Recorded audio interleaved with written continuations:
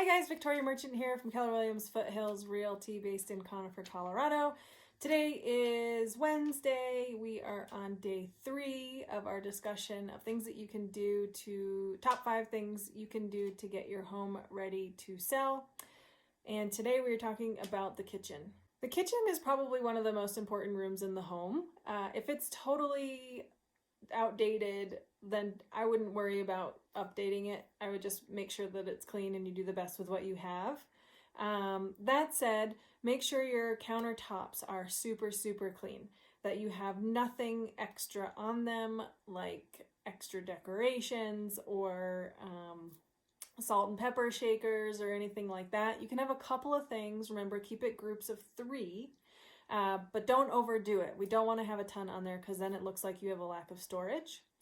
The next thing is quick update things that you can do if you want to is change the handles, the fixtures, the knobs, and that sort of thing.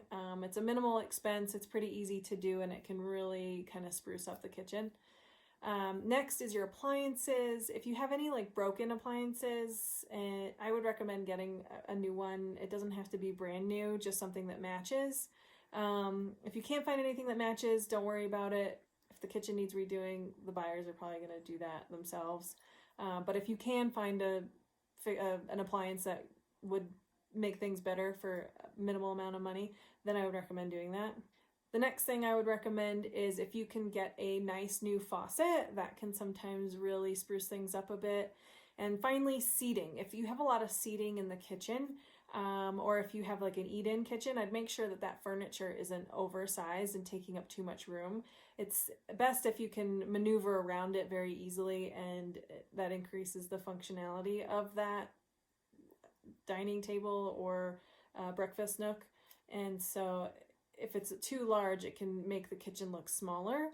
So in that regard, a couple of seats is fine. It doesn't have to fit the whole family, as long as you have a dining room in another area of the house. If it's your only eating area, then, four chairs is probably enough unless you have like a 10-bedroom house. In that case, you probably want to have a few more chairs. All right, thanks so much for watching. Tomorrow we're going to talk about the master suite. If you have any questions, feel free to reach out. My phone number is 303-328-8800. Thanks so much. Have a great Wednesday.